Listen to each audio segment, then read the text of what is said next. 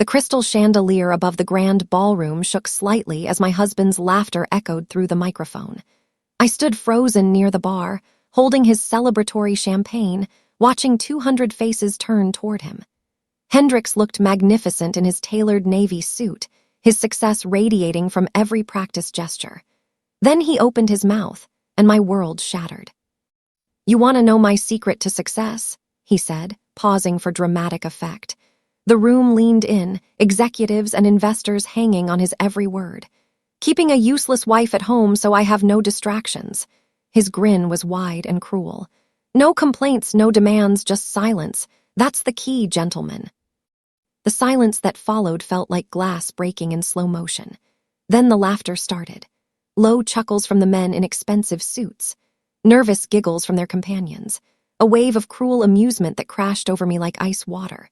I looked down at the champagne glass in my trembling hands. My name is Keziah, and in that moment, watching my husband of 5 years destroy me for applause, I realized my marriage had just died in front of everyone who mattered in his world. I tried to disappear into myself, to make my body smaller, invisible. But the laughter followed me like spotlight. Some people glanced my way with pity, others with satisfaction. Hendrix's colleagues had always looked at me like I was decoration, a pleasant accessory to a successful man. Now I was a punchline, the joke that made their night memorable. I turned toward the exit, my heels clicking against the marble floor, each step feeling like miles. My vision blurred with unshed tears I refused to let fall. Not here, not in front of them. I would not give Hendrix the satisfaction of seeing me break completely. Then a hand touched my elbow, firm but gentle. I stopped, expecting another pitying face or perhaps someone ready to echo Hendrix's cruelty. Instead, I found myself looking into the calm, assessing eyes of Orion Castlane, the billionaire investor. The man this entire party had been designed to impress. "Excuse me," his voice carried clearly across the now quiet room. I didn't realize the person who drew the blueprint for the Silver Eyes project was working as a waitress. The room went silent, actually silent, not the fake, anticipatory quiet before laughter, real, shocked silence. I watched Hendrix's face drain of color, his confident smile freezing into something grotesque. Orion was still looking at me, his expression thoughtful, waiting. "I'm not a waitress," I managed to say, my voice steadier than I expected. "I'm an architectural designer, or I was before I became useless." Something flickered in Orion's eyes, understanding maybe, or interest. He released my elbow and reached into his jacket pocket, pulling out a business card. "I'd like to discuss your work," he said quietly, pressing the card into my palm. "The real work, not the credited fantasies." Hendrix was moving toward us now, his face a mask of panic disguised as charm. But Orion had already turned away, heading toward the exit.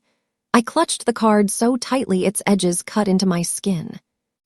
3 years ago, everything had been different. I closed my eyes against the memory, but it came anyway, vivid and painful.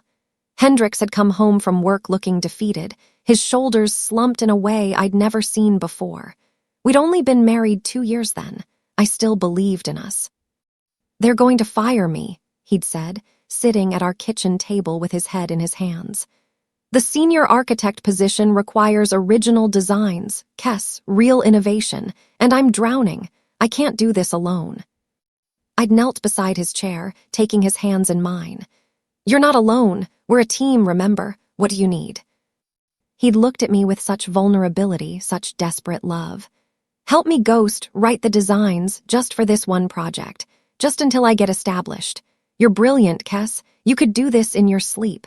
And once I'm secure, once we're financially stable, you can go back to your firm. I promise." I'd believed him. God, I'd actually believed every word. I'd resigned from Foster and Klein Architects the next week, telling them I wanted to focus on family. My portfolio had been impressive. They'd been disappointed. But I'd been young and in love and certain that supporting my husband was the right choice. The first project had been successful, then there was another, and another. Each time Hendrix promised it was the last. Each time I believed him. Somewhere along the way, my name disappeared entirely. My work became his work, and I became the useless wife. The car ride home was torture. Hendricks drove in furious silence for the first 10 minutes, his knuckles white on the steering wheel. I stared out the window, watching the city lights blur past, Orion's business card hidden in my clutch. "How dare you?" Hendricks finally exploded. "How dare you embarrass me like that in front of Orion Castellane? Do you have any idea what you've done?" I turned to look at him, genuinely confused. "What I've done? Hendricks, you called me useless in front of 200 people." "It was a joke," he shouted. "A joke, Kesaya. Successful men make those kinds of jokes. It's called networking. It's called fitting in. But no, you had to make it weird by talking to Orion like you matter." The words hit me like physical blows. "Like I matter," I repeated slowly. "You know what I mean." He was still angry, not hearing himself. "You should be grateful I even let you come tonight. You should be grateful you get to wear that dress, that jewelry, any of it. Do you think this lifestyle pays for itself? I earned this. With my work, my deals, my reputation." His money, his work, his reputation. I looked down at the diamond bracelet on my wrist, the one he'd given me last Christmas. I designed the Silverize project that had earned him the bonus to buy it. I'd drawn every line, calculated every measurement, solved every structural challenge.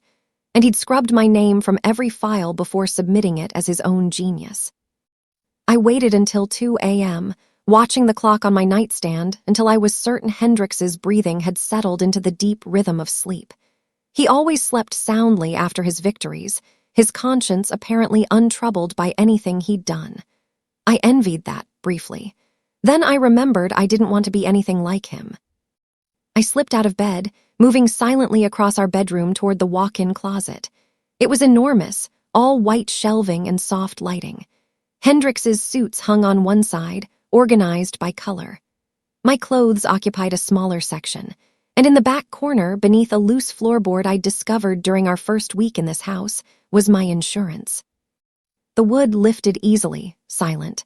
Inside the hollow space, wrapped in plastic to protect against moisture, was my portfolio. Every original sketch, every time-stamped file, every email exchange where Hendricks had asked me to fix his work, where he'd admitted he couldn't solve the problems I handled easily. 3 years of evidence that his meteoric rise had been built on my hidden talent.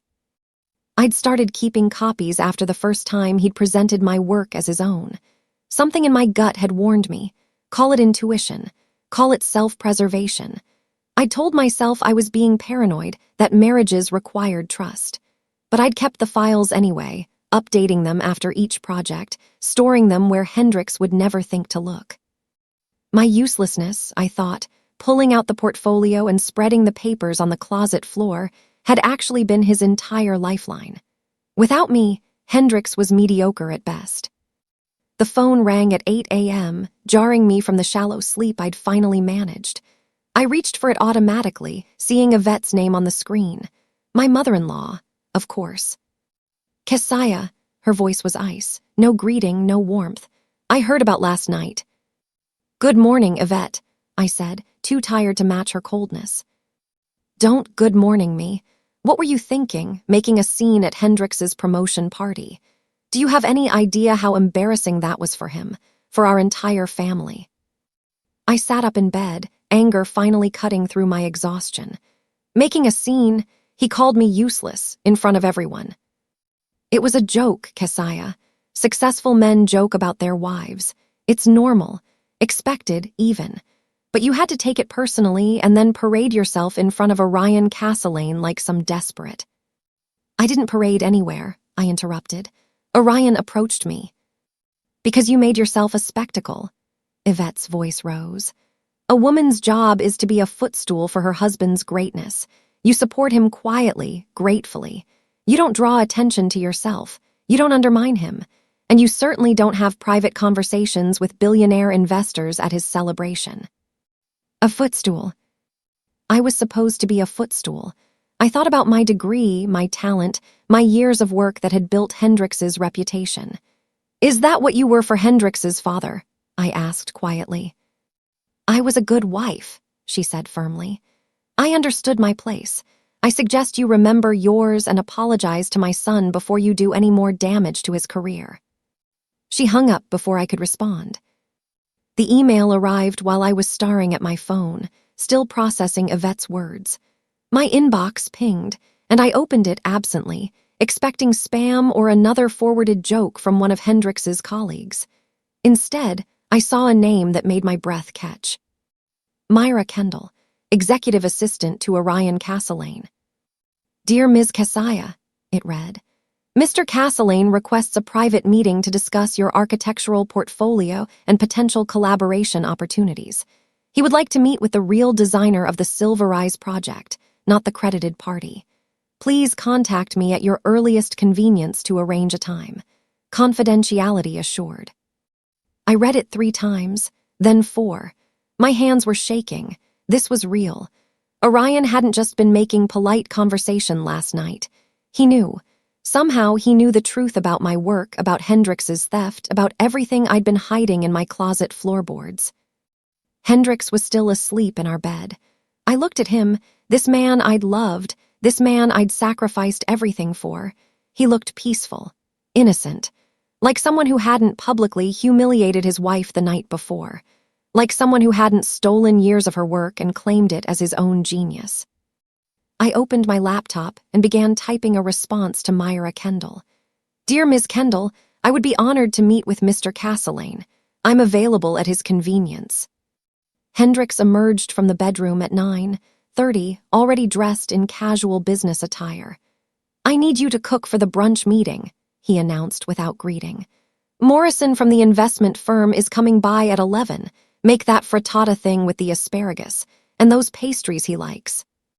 I was sitting at the kitchen table with my coffee, still in my pajamas. "No." He stopped mid-stride toward the coffee maker. "What?" "No," I repeated, looking at him directly.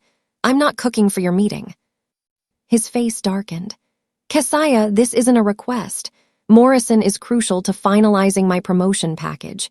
You will cook because that's what you do. That's your job." "My job," I said slowly, standing up. "My job as the useless wife." "Oh, for God's sake." Hendrix grabbed a mug roughly. "Are you still on about that? I apologized." "No, you didn't." He paused, actually considered. "Fine, I'm sorry you were offended by a joke. Happy, now make the damn frittata." I walked to the stove where I'd already prepared his coffee, exactly how he liked it. I picked up the carafe and poured it slowly onto the tile floor. The dark liquid spread across the white surface like a stain. "The useless wife is on strike," I said calmly. Then I walked past his shocked face, went to the bedroom, and put on my best interview suit. Orion's office was nothing like I'd expected. Not the cold, imposing corporate fortress I'd imagined, but a converted warehouse with exposed brick, natural light flooding through industrial windows, and architectural models displayed like art throughout the space. Myra Kendall led me through clusters of designers working at standing desks, their screens filled with blueprints and 3D renderings. "He's excited to meet you," Myra said as we walked. "He's been looking for the real talent behind the Silverize project for months." Orion stood when I entered, extending his hand. He was younger than he'd seemed at the party, maybe mid-40s, with silver threading through dark hair and intelligent eyes that missed nothing. "Kesaya, thank you for coming." "Thank you for inviting me," I managed. He gestured to a large table where blueprints were spread out. My blueprints, the Silverize project in all its complexity. "Your husband submitted these 6 months ago," Orion said, not bothering with small talk. "Beautiful work, innovative structural solutions, but something felt off." He pointed to a corner of the design, a subtle detail in the foundation calculations. "This watermark is nearly invisible. Most people wouldn't catch it, but I spent 2 decades doing due diligence on acquisitions. I notice patterns."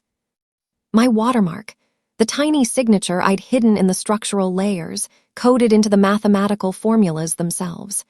Insurance I'd never expected to use. "Your husband scrubbed your name from everything," Orion continued. "But he missed this, and once I knew what to look for, I saw your fingerprints all over his entire portfolio. That night, I did something I'd never done before. I opened Hendrix's laptop while he was in the shower, using the password I'd seen him type 100 times. My hands were shaking, guilt warring with necessity. But after Orion's revelations about the watermark, I needed to know how deep Hendrix's deception went. I found the bank statements in a folder labeled Tax Docs 2019. Clever. I never looked at tax documents. Hendrix had always handled our finances, claiming it was too boring for me to worry about. Another way to keep me dependent, I realized now. Another way to maintain control.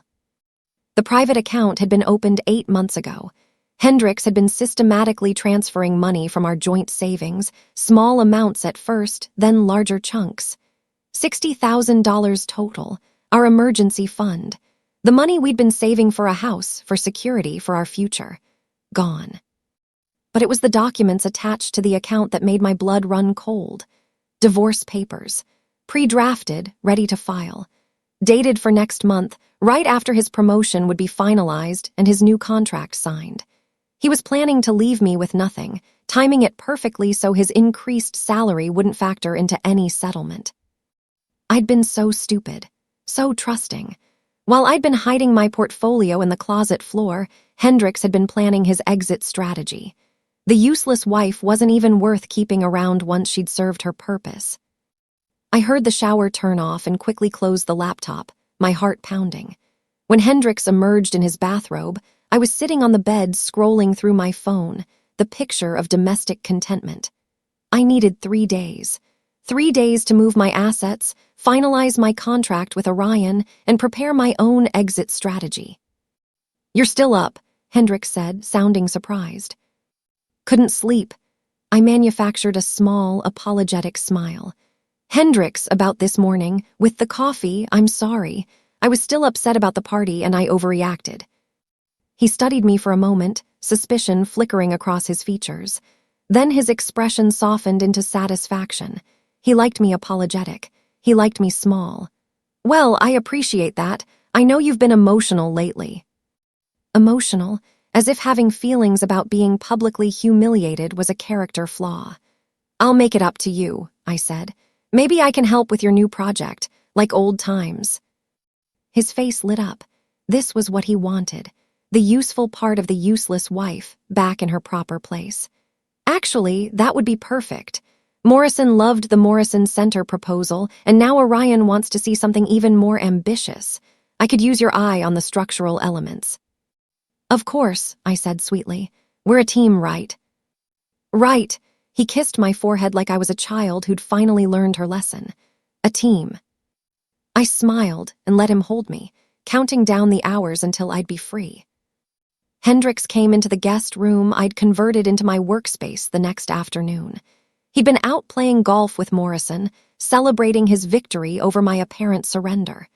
Now he needed me to fix his mistakes. The pattern was so familiar it was almost funny. "The structural calculations for the Orion Tower project aren't working," he said, dropping a file folder on my desk. "The weight distribution is off, and I can't figure out why. Can you take a look?" I opened the folder, scanning his amateur attempts at complex engineering. He tried to copy my style from the Silverize project, but didn't understand the underlying mathematics. It was like watching someone trace a masterpiece without comprehending composition or technique. "I can fix it," I said, pulling the blueprints toward me. "By tomorrow," Hendrix pressed. "The preliminary presentation is Wednesday." "By tomorrow," I agreed. He left me alone, confident and satisfied. I worked through the evening, correcting his errors, solving the structural puzzles he couldn't begin to understand. But this time, I did something different. I encrypted every file, password-protected every layer of the design. Only I would be able to unlock the final version. Without my access codes, the files would be useless. Just like me, I thought. Saving the corrupted version to Hendrix's drive. Useless. My sister Amya called while I was finishing the encryption. I almost didn't answer, but something made me pick up. Maybe intuition. Maybe the same instinct that had made me keep my portfolio hidden all these years.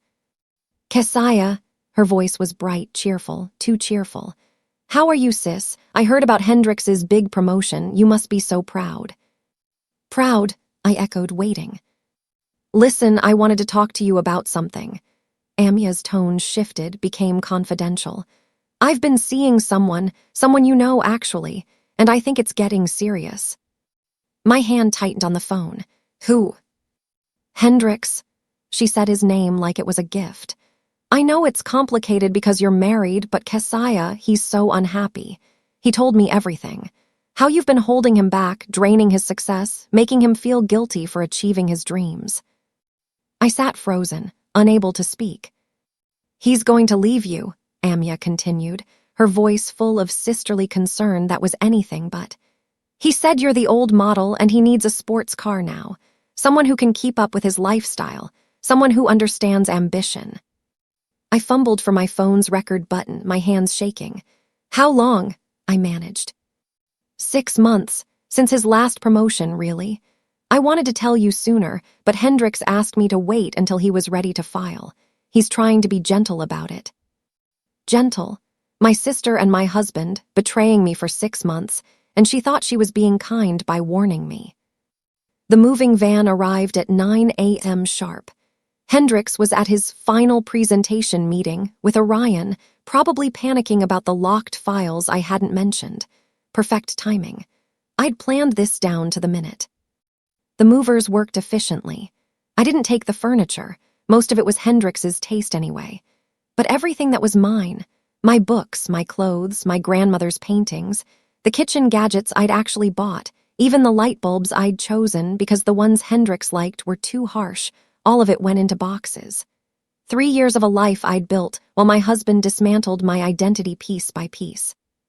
The moving company foreman handed me the final inventory. That's everything on the list, ma'am. The storage unit address is confirmed. Thank you. I walked through the empty rooms one last time. They looked hollow without my presence, I realized. Hendrix had bought the house, but I'd made it a home. Now it was just expensive square footage again. In the kitchen, I left the recorded conversation with Amya on the counter, queued up to the best parts. He said you're the old model, and he needs a sports car now. I wanted that to be the first thing Hendrix heard when he walked in. The last thing I took was my hidden portfolio from the closet floor. Then I locked the door and left my keys on the table. Hendrix stood in Orion's boardroom, surrounded by 12 of the most powerful investors in the city. I knew because Myra had texted me the exact time and location. I was 3 floors down in my new office, watching my phone for the message I knew would come. Mr. Castellane, board members, thank you for this opportunity, Hendrix began. He sounded confident, polished. He'd practiced this speech all week. The Orion Tower project represents a revolutionary approach to sustainable high-rise architecture. He clicked to open the presentation files. The screen went black, then white. Then a message appeared in bold, red letters. Access denied. Encrypted files require authorization. Please contact the lead architect, Kesaya Marlowe, for access codes. The silence in the boardroom, Myra told me later, was absolute. Hendrix clicked frantically, trying different passwords, his confidence crumbling with each failed attempt. Orion sat at the head of the table, his expression unreadable, waiting. I apologize, Hendrix stammered. There seems to be a technical issue, if you'll give me just a moment. The files are encrypted, Orion said calmly, by their actual creator, who isn't you. Hendrix's face went white. I can explain. I'd rather hear from Kesaya. Orion stood. This meeting is adjourned. My phone buzzed, right on schedule. Hendrix's call came through while I was reviewing my employment contract with Orion's legal team. I let it ring twice before answering, putting it on speaker so my new colleagues could hear. KESSIAH? His voice was pure panic.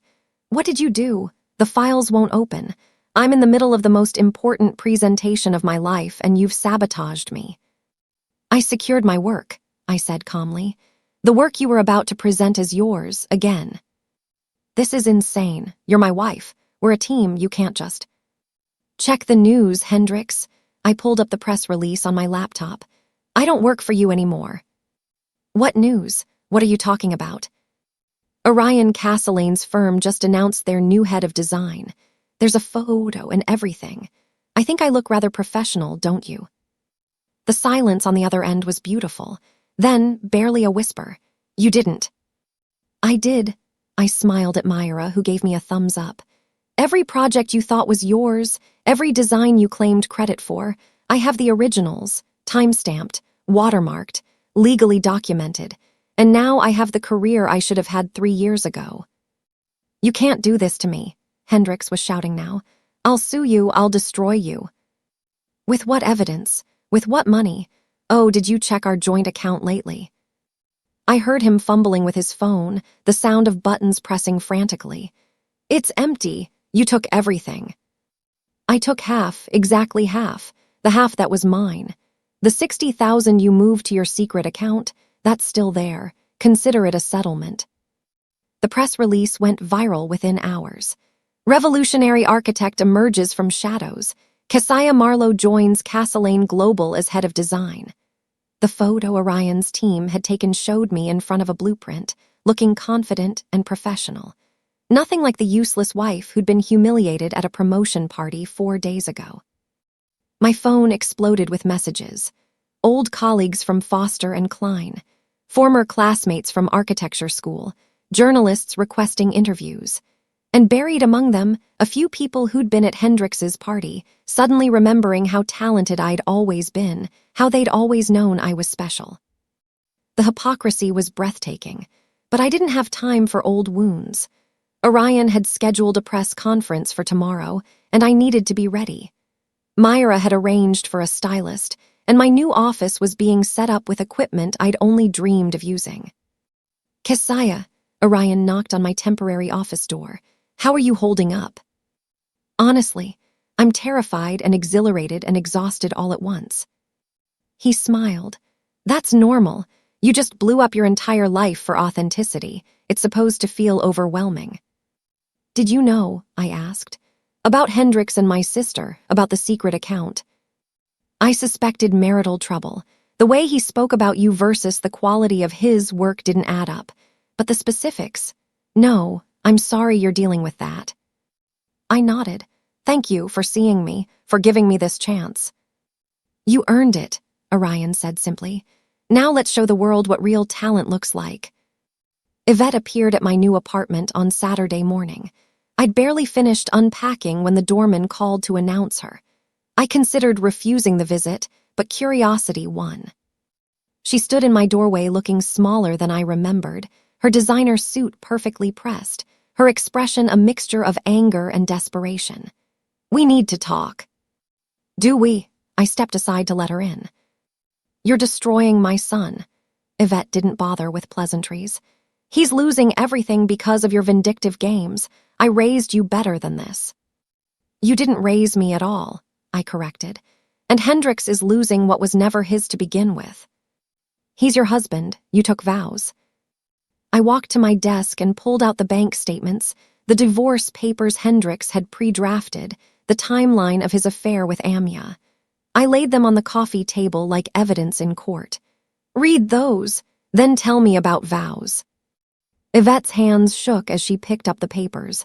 I watched her face change as she processed what she was seeing. The secret account, the planned divorce, the 6-month affair with my sister. When she looked up, something had shifted in her eyes. "I didn't know," she whispered. "About which part? The theft, the affair, the plan to leave me destitute?" "Any of it." She set the papers down carefully.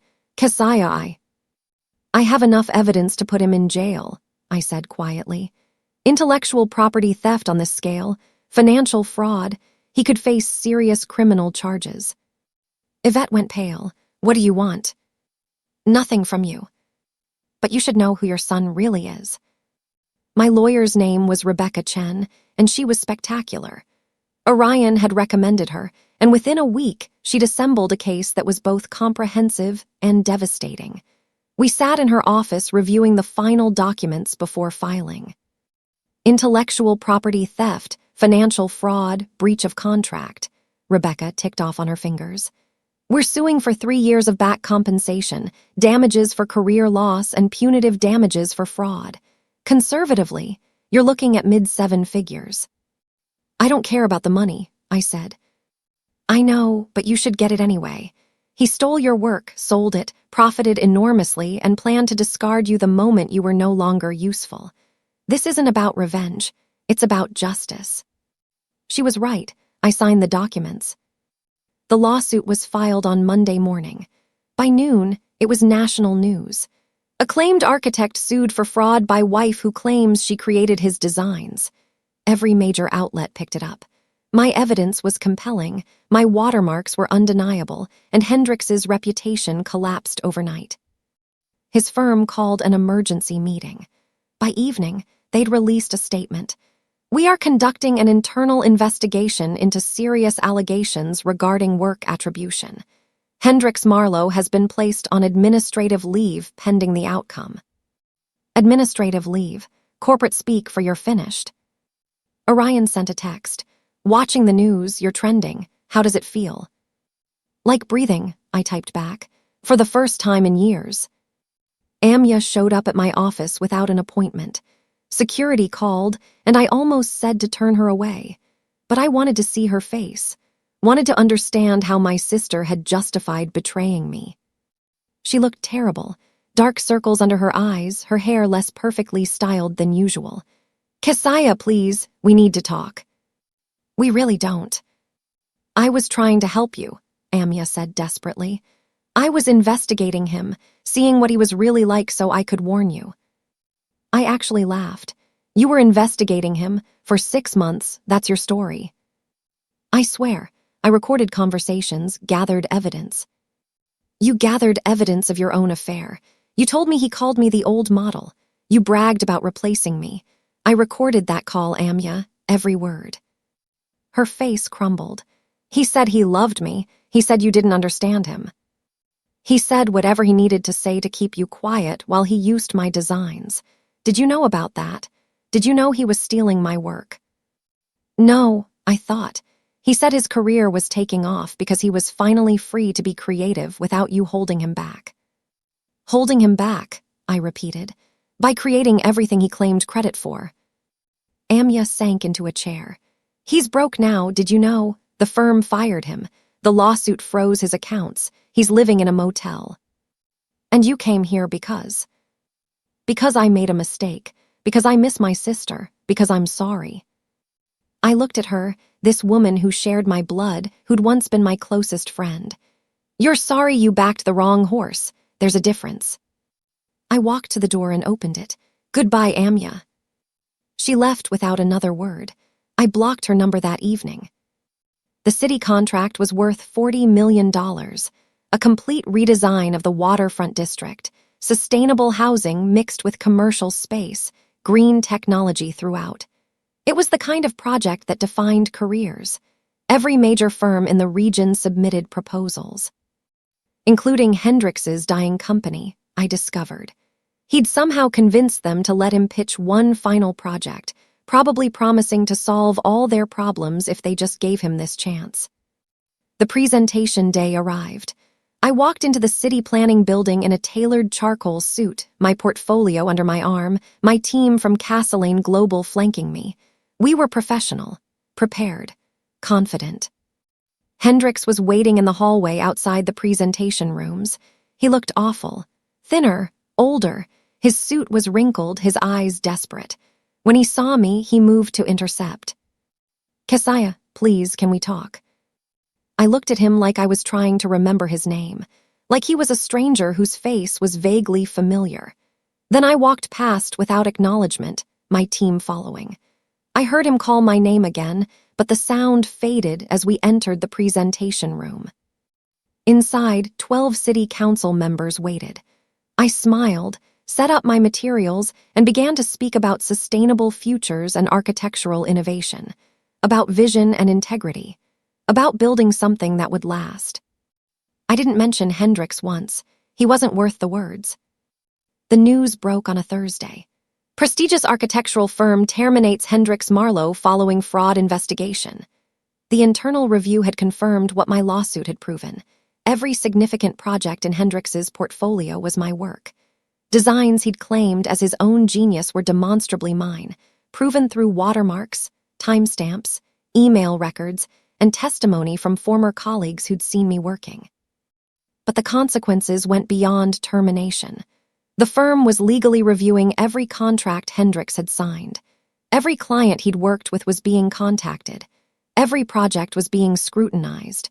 And because he'd claimed my work as his own, his entire portfolio was now legally contested. No firm would touch him. He was toxic, a liability. The man who'd built a career on stolen work and gotten caught. The architecture community was small. Everyone knew everyone. And now everyone knew Hendricks Marlowe was a fraud. My phone buzzed with updates throughout the day.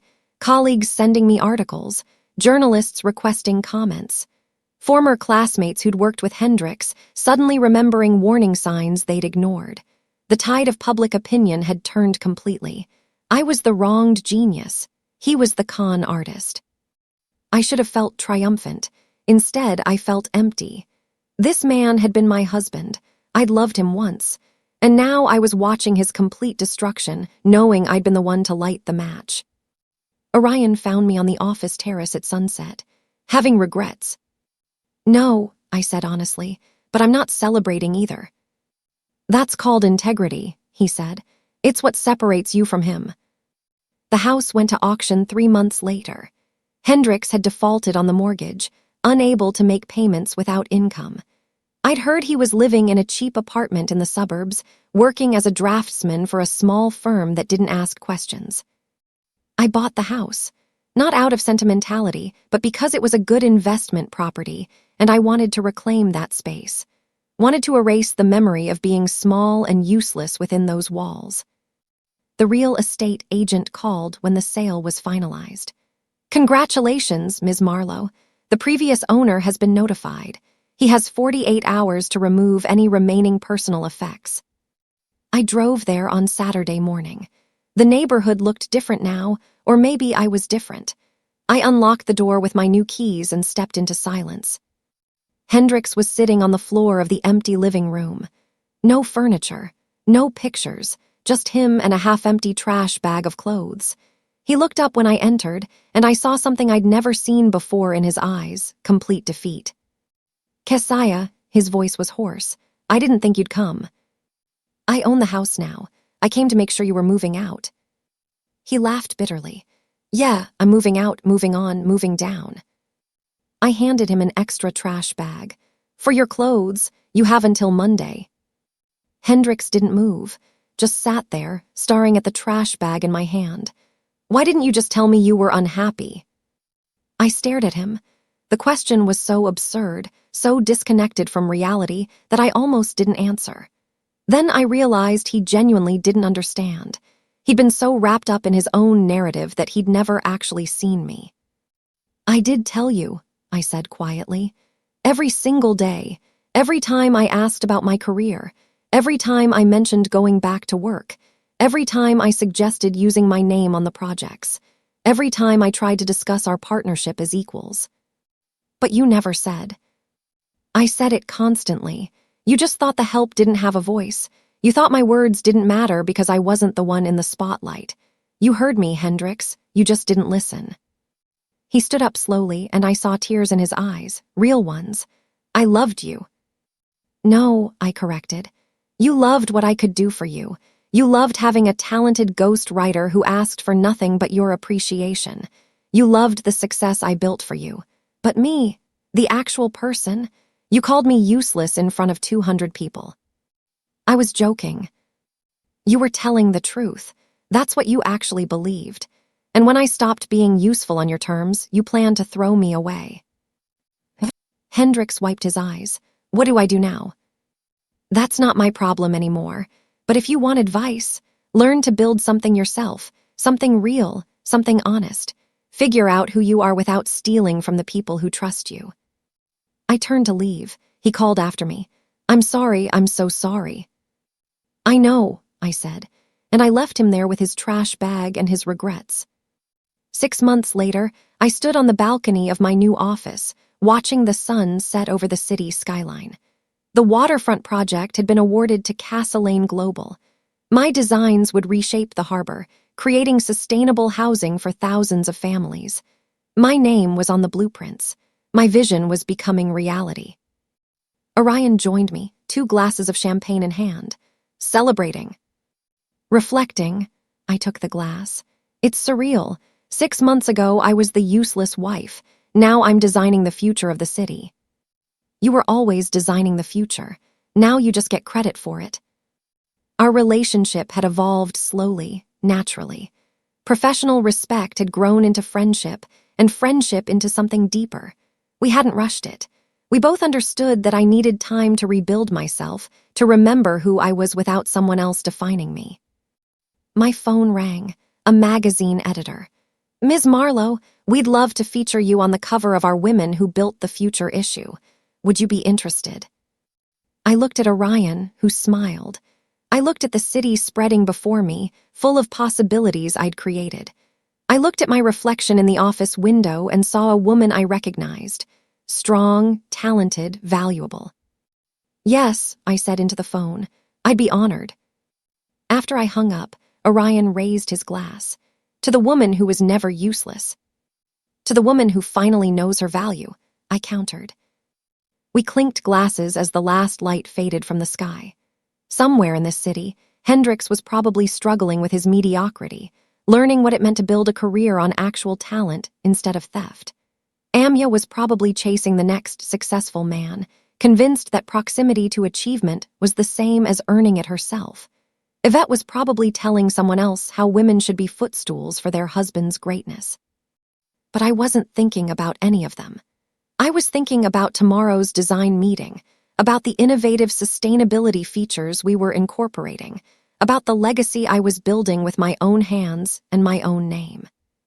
I was thinking about the future I'd always deserved, the future I'd finally claimed. My name is Keziah Marlowe. I am an architectural designer. I am the head of design at Castellane Global. I am worth millions in the lawsuit settlement. I am featured in magazines and journals. I am respected and recognized and celebrated. And I am anything but useless.